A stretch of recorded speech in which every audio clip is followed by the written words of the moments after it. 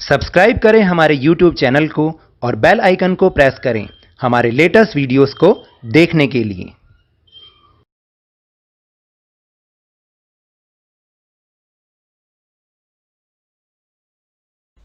Hello and welcome to Lavneesh Sir की class.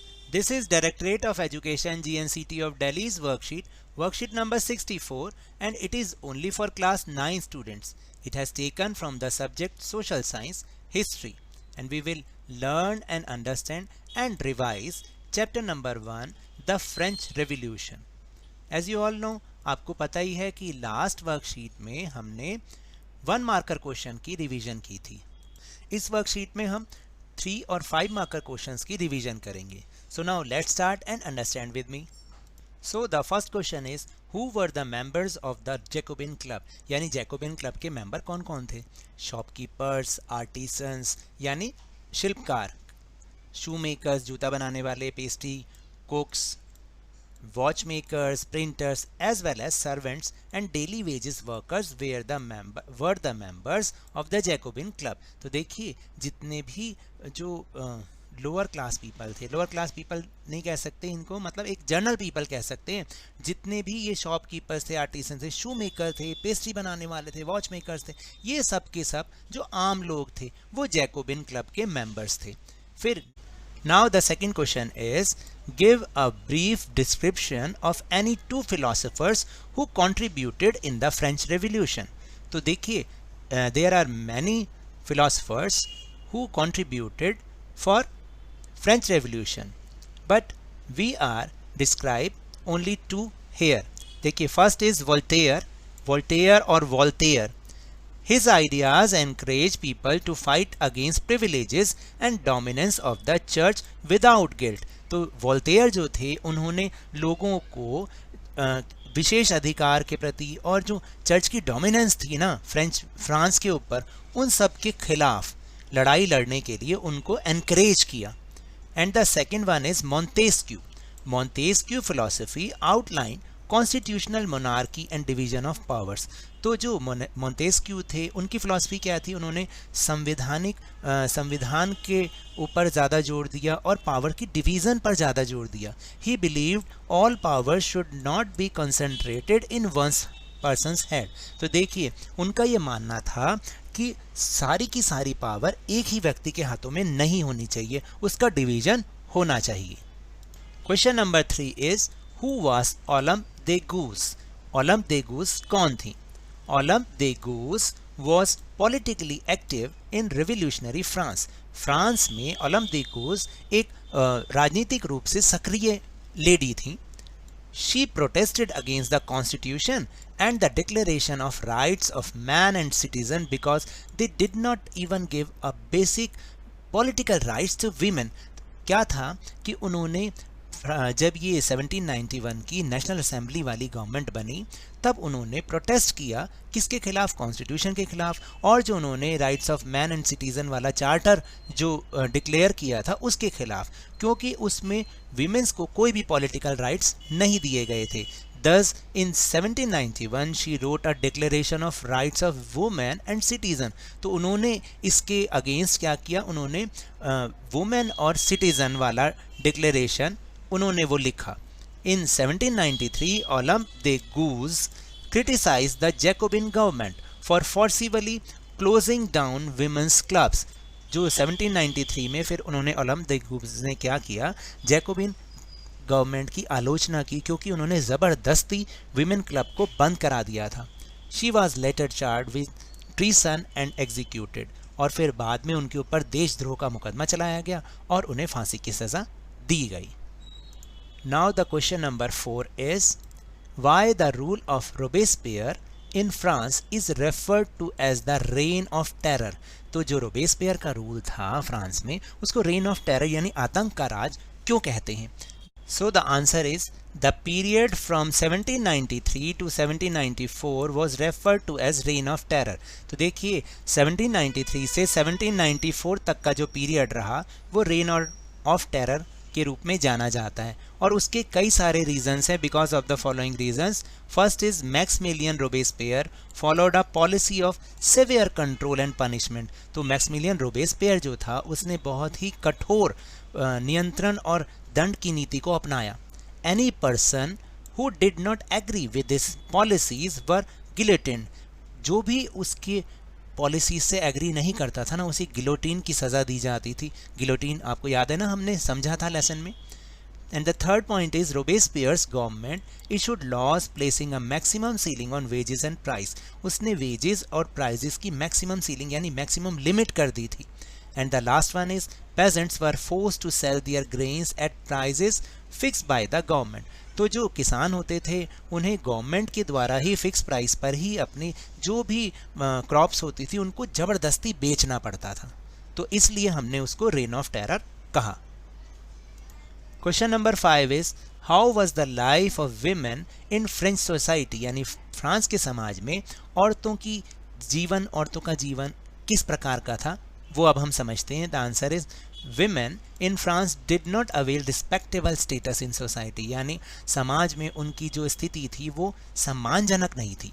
Most of them of the third estate had to work for a living. यानी जो third estate की जो ज़्यादातर महिलाएं होती थी उन्हें अपनी लिविंग के लिए, जीवन यापन के लिए काम करना ही पड़ता था। They worked as seamstresses or laundresses, sold flowers, fruits and vegetables at the market or were employed as domestic servants in the house of wealthy people। तो वो कपड़े सिलने वाले के रूप में, कपड़े धोने वाले के रूप में और फ्लावर, फ्रूट्स, वेजिटेबल बेचने वाले के रूप में काम करती थी मार्केट में, या फिर जो अमीर लोग होते थे उनके घर में घरेलू नौकर के रूप में काम करती थी। Most women did not have access to the education और job training। ज़्यादातर महिलाएं जो है ना उनको एजुकेशन मिलती थी ना किसी जॉब की ट्रेनिंग मिल पाती थी। Only daughters of nobles or wealthier members of the third estate could get education। तो जो अमीर घरों की लड़कियां होती थीं या जो अमीर घरों के थर्ड एस्टेट के जो अमीर लोग होते थे उनके घर वालों मेंबर को ही एजुकेशन मिल पाती थी। And their wages were always lower than those of man. और यहाँ तक कि जो उनको वेतन मिलता था ना, सैलरी मिलती थी, वो भी हमेशा आदमियों से, पुरुषों से कम मिलती थी। तो इस तरीके की लाइफ फ्रेंच सोसाइटी में वीमेंस की थी। Question number 6 is describe the 3 estates of France. देखिए उस समय जो 18th सेंचुरी में फ्रांस था वो 3 एस्टेट्स में डिवाइडेड था।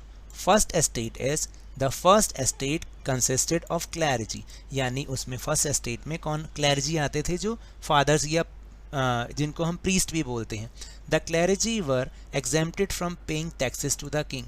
और वो राजा को देने वाले कर से उनको छूट मिली हुई थी, टैक्स देने से छूट मिली थी। Second estate, the second estate consisted of nobility. Nobility मतलब कुलीन लोग और जो भी राजा से संबंधी होते थे, राजा के रिश्तेदार या जो बहुत अमीर लोग होते थे। The nobility was also exempted from taxes. जो नोबैलिटी थी उनको भी टैक्सेस देने से एग्जम्पशन मिली हुई थी। The nobles further enjoyed federal privileges. यहाँ तक कि उन्हें सामंती विशेष अधिकार भी मिले हुए थे, यानी लोगों से टैक्स वसूलने का अधिकार उन्हें मिला हुआ था। फिर इसके बाद हम आगे बढ़ते हैं थर्ड एस्टेट। इसको आगे नेक्स्ट लाइन लिखने की जरूरत नहीं है। Third estate, the third estate consisted of big businessman, merchants, court officials, lawyers, pageants and artisans, landless labour, servants etcetera. देखिए थर्ड एस्टेट में कौन लोग होते थे, बड़े बड़े बिजनेसमैन, मर्चेंट्स होते थे, व्यापारी होते थे, जो कोर्ट में काम करने वाले लोग होते थे, लॉयर्स होते थे, और किसान या फिर शिल्पकार जो हाथ से काम करते हैं, फिर भूमिहीन लेबर, मजदूर और नौकर आदि, ये सब होते थे। तो the third estate comprises both rich and poor persons. तो जो थर्ड एस्टेट था उसमें अमीर लोग भी थे और गरीब लोग दोनों ही शामिल थे। Then question number 7 is what is the importance of French Revolution to the world?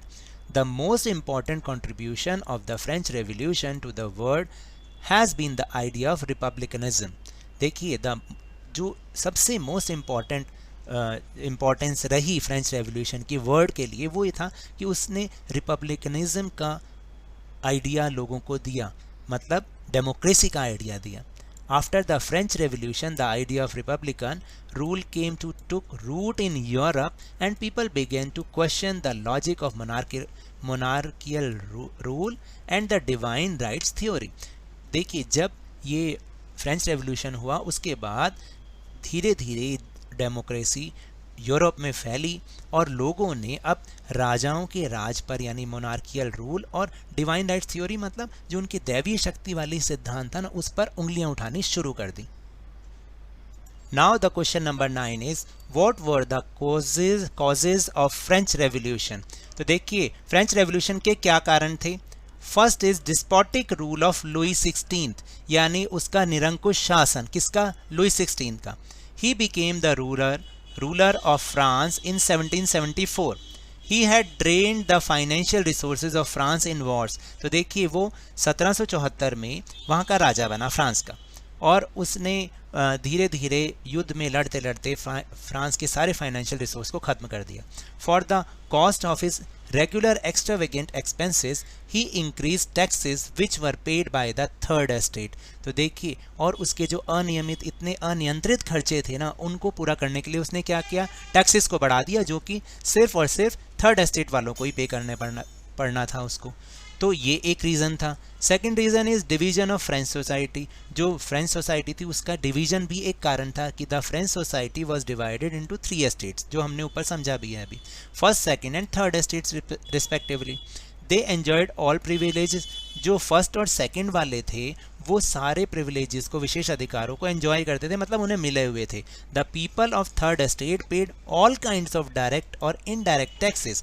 जो थर्ड एस्टेट के लोग थे उन्हें सारे ही, चाहे वो डायरेक्ट टैक्स हो चाहे इनडायरेक्ट टैक्स हो, सब उन्हें पे करने पड़ते थे. This kind of discrimination led to the revolution by the third estate. और इसी तरीके का जो डिस्क्रिमिनेशन, भेदभाव था, इसी ने ही थर्ड एस्टेट को रेवोल्यूशन करने पर मजबूर किया. Third cause is rising prices. The population of France had increase. जो पॉपुलेशन थी फ्रांस की वो धीरे धीरे बढ़ रही थी.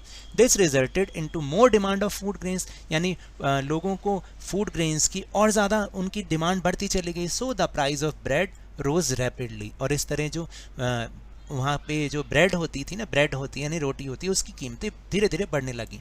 विच the poor could not afford to buy. और जिसको गरीब नहीं खरीद सकते थे. तो ये भी एक बहुत बड़ा रीज़न रहा फ्रेंच रेवोल्यूशन का, और ये बहुत ही इंपॉर्टेंट क्वेश्चन है, इसको आप बहुत अच्छे से कीजिएगा. Question number 9 is how was the economic condition of France at the time of accession of Louis 16. यानी जब लुई 16 को राजा बनाया गया उस समय फ्रांस की इकोनॉमिक कंडीशन कैसी थी. At the time of accession of Louis 16 he found the royal treasure empty. जब वो राजा बन रहा था लुई 16, तो उसने पाया कि जो उसका खजाना था वो खाली है. Under Louis 16 France have 13 American colonies to gain their independence from Britain. और लुई 16 के अंडर में जो अमेरिका के 3 उपनिवेश थे वो ब्रिटेन से आज़ाद कराने में फ्रांस ने बहुत मदद की थी. It added more than $1 billion livre to a debt that had already rising to more than $2 billion livre. तो देखिए, ऑलरेडी उसके ऊपर 10 अरब लिवरे का कर्जा था, और इन सब ने उसके ऊपर 2 अरब लिवरे का कर्जा और बढ़ा दिया. तो and the fourth is lenders who gave the state credit began to charge 10% interest on loans. और यहाँ तक कि जिन्होंने कर्जा दिया था ना, उन्होंने अब 10% इंटरेस्ट की डिमांड करना शुरू कर दिया. तो इस तरह से वहाँ की इकोनॉमिक कंडीशन बहुत ही ज़्यादा ख़राब थी. Now the question number 10 is what was the rule of directory in France. यानी डायरेक्टरी रूल क्या था फ्रांस में. The wealthier middle class seized power and formed a new constitution. जो आफ्टर द, देखिए, जैकोबिन गवर्नमेंट थी, after the national assemblies government थी, convention की government थी, उसके बाद जो वेल्थियर मिडिल क्लास था उसने पावर पर कब्जा कर लिया और फिर एक नया कॉन्स्टिट्यूशन बनाया. It provided for 2 elected legislative council. उन्होंने 2 चुनी हुई लेजिस्लेटिव काउंसिल बनाई. Then appointed a directory. फिर उन्होंने एक डायरेक्टरी को अपॉइंट किया. An executive made up of 5 members, जिसके अंदर 5 मेंबर्स होते थे. This was meant as a safeguard against the concentration of power in a one-man executive as under the Jacobins. तो देखिए ऐसा इसलिए किया गया था क्योंकि यहाँ पे लिखा है जो कंसंट्रेशन ऑफ पावर, यानी जो सारी की सारी पावर है वो एक ही व्यक्ति के हाथ में ना हो, जैसा कि जैकोबिन वाली गवर्नमेंट में था। इसलिए ऐसा किया गया था, एक डायरेक्टरी बनाई गई थी जिसमें 5 मेंबर्स को रखा गया था और डिसीजन वो फिर लेंगे। Now the question number 11 is who were sans culottes? The Jacobins came to be known as the sans culottes. ये सॉ-कुलात लिखा है, ये फ्रेंच वर्ड है, literally meaning those without knee breeches, यानी इसका मतलब ये था कि जैकोबिनों को अब सॉ-कुलात के नाम से जाना जाने लगा और इसका शाब्दिक अर्थ होता है बिना घुटने वाले ब्रीचेस। ब्रीचेस मतलब पैंट की तरह ही होते हैं। Sans culottes man wore in addition the red cap that symbolise liberty, और इसके साथ साथ उन्होंने सर पे लाल टोपी भी पहनी, और ये सिर्फ मैन ही पहनते थे, women however were not allowed to do so. यहाँ तक कि जो औरतें थीं उनको ऐसा करने की अनुमति नहीं थी, इसलिए उनको सॉ-कुलात कहा गया। Question number 12 is what is the main difference between a republic and a monarch government? The major difference between a republic and a monarchy is the fact that a monarchy is ruled by a monarch, that is a king or a queen, whereas in a republic the people choose who they want to rule them. देखिए इसका simple सा meaning यही है कि Republic और monarchy में, monarch government में एक बेसिक डिफरेंस होता है कि उसमें जो मोनार्की होती है उसमें रूल कौन करता है? किंग या क्वीन करती है, जो कि जिसको लोग इलेक्ट नहीं करते अपनी मर्जी से। लेकिन एक रिपब्लिक गवर्नमेंट जो होती है उसमें पीपल चूज करते हैं कि वो शासन उनके ऊपर कौन करेगा, कौन रूल करेगा, वो पीपल चूज करते हैं। Now the question number 13, what was the situation of slavery in 18th century France? How was it abolish? देखिए इसमें 2 क्वेश्चंस मिले हुए हैं, तो पहले हम फर्स्ट पार्ट का आंसर करेंगे फिर सेकंड पार्ट का, इसलिए आंसर थोड़ा सा लंबा है। So the answer is in 18th century French merchants sailed from the ports of Bordeaux और Nantes to the African coast where they bought slaves from local chieftains. तो 18वीं शताब्दी में जो फ्रेंच व्यापारी थे वो बोर्दे और नानते के पोर्ट से अफ्रीकन कोस्ट तक की यात्रा करते थे, जहां पर जाके वो स्थानीय चीफ्टन सरदारों से स्लेव्स खरीदते थे, दास खरीदते थे। Branded and shackled the slaves were packed tightly into ships for the 3 months long voyage across the Atlantic to the Caribbean, और उन पर अपनी मोहर स्टैंप लगा लगा के उनको टाइटली ऐसे ठूस दिया जाता था शिप के अंदर, और 3 महीने की लंबी यात्रा कराते हुए अटलांटिक से कैरेबियाई कंट्रीज तक उन्हें लेके जाया करते थे। There they were sold to plantation owners, और वहाँ उन्हें बागान मालिकों को बेच दिया जाता था। तो ये सिचुएशन थी स्लेवरी की फ्रांस के अंदर। Now the second part, how was it abolished? Throughout the 18th century there was little criticism of slavery in France, यानी फ्रांस में 18th सेंचुरी के दौरान इस पर स्लेवरी के ऊपर कोई बहुत ज़्यादा चर्चा नहीं हुई, बहुत ज़्यादा निंदा नहीं हुई। The national assembly did not pass any laws, national assembly ने भी इसके लिए कोई कानून पास नहीं किया। फियरिंग अपोजिशन फ्रॉम बिजनेसमैन, और उन्हें डर था कि जो बिजनेसमैन विरोध करेंगे, whose incomes depend on the slave trade, जिनकी इनकम ही इस दास प्रथा के व्यापार के ऊपर टिकी हुई थी। It was finally the convention, इसके बाद जो फाइनली कन्वेंशन की सरकार ने which in 1794 legislated to free all slaves in the French overseas possessions, और ये कन्वेंशन की सरकार थी जिसने 1794 में जितने भी उसकी कॉलोनीज थी फ्रांस की, सभी से जितने भी स्लेव्स थे उन सबको फ्री कर दिया और इसको खत्म कर दिया। Now the question number 14, when and how France become a constitutional monarchy after Louis 16? तो लुई 16 के बाद, मतलब जब तक वो राजा था, तो फ्रांस कैसे और कब कॉन्स्टिट्यूशनल मोनार्की बन गया? पहले वो मोनार्की था, सिंपल मोनार्की रूल था वहाँ पे, फिर बाद में उसको कॉन्स्टिट्यूशनल मोनार्की बनाया गया। On 3rd September 1791, the National Assembly forced King Louis XVI to accept the French Constitution of 1791. तो देखिए 3rd September 1791 को नेशनल असेंबली ने किंग लुई 16 को फोर्स किया कि वो 1791 के फ्रेंच कॉन्स्टिट्यूशन को एक्सेप्ट करे, thus turning the monarchy into a constitutional monarchy, और इस तरह से जो मोनार्की थी वो कॉन्स्टिट्यूशनल मोनार्की में चेंज हुई। इन 1791 the national assembly completed the draft of constitution, देखिए 1791 में नेशनल असेंबली ने अपने इस कॉन्स्टिट्यूशन को बनाया था। According to the new constitution France become a constitutional monarchy with the king of France sharing power with the legislature and judiciary. देखिए इस नए कॉन्स्टिट्यूशन के हिसाब से अब फ्रांस एक कॉन्स्टिट्यूशनल मोनार्की बन गया और इसमें क्या करना था, जो किंग ऑफ फ्रांस था यानी लुई 16 था, उसको अपनी पावर्स को लेजिस्लेचर और जुडिशरी के साथ शेयर करना था। तो इस तरह से France become a constitutional monarchy. Now the last question, question number 15. Write about the role of Napoleon Bonaparte in the politics of France. French politics underwent years of turmoil under the rule of Directory. तो देखिए इसका मतलब है कि directory के rule में कई सालों तक जो फ्रेंच पॉलिटिक्स थी उसमें एक उथल पुथल मची रही। टर्मोइल का मतलब उथल पुथल मचना। With further strengthen the circumstances of the rise of Napoleon Bonaparte, जिसने नेपोलियन बोनापार्ट के राइज में बहुत ज़्यादा हेल्प करी। किसने? इस उथल पुथल ने। Napoleon Bonaparte declared himself emperor of France in 1804 AD और 1804 AD में उसने खुद को अपना फ्रांस का एम्परर उसने डिक्लेयर कर दिया।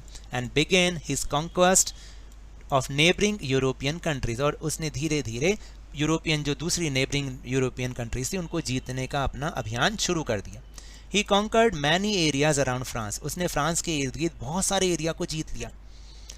After removing the old dynasties, he created new empires and gave his reigns to the people of his family. और उसने जो पुराने साम्राज्य थे, पुराने वंश थे, उन सबको हटा दिया ज़बरदस्ती और नए एम्पायर बनाए, नए साम्राज्य बनाए और उनका जो बागडोर थी अपनी फैमिली मेम्बर्स को दे दिया। He was defeated in the battle of Waterloo in 1815 और 1815 के वाटरलू में वो ये सब हार गया और उसके बाद उसको भी मौत की सज़ा दे दी गई। तो मेरे इस तरह समझाने से अगर आपको थोड़ा सा भी समझ में आया हो तो इस चैनल को ज़्यादा से ज़्यादा सब्सक्राइब कीजिए, लाइक कीजिए और बहुत ज़्यादा शेयर भी कीजिए। और हाँ, मेरे साथ इसी तरह वर्कशीट को समझते रहिए, लेकिन ध्यान और मन लगाकर पूरी मेहनत और लगन के साथ पढ़ते रहिए। And if you want to protect from corona virus then please wear a mask, क्योंकि जब तक दवाई नहीं तब तक कोई ढिलाई नहीं। Thank you very much.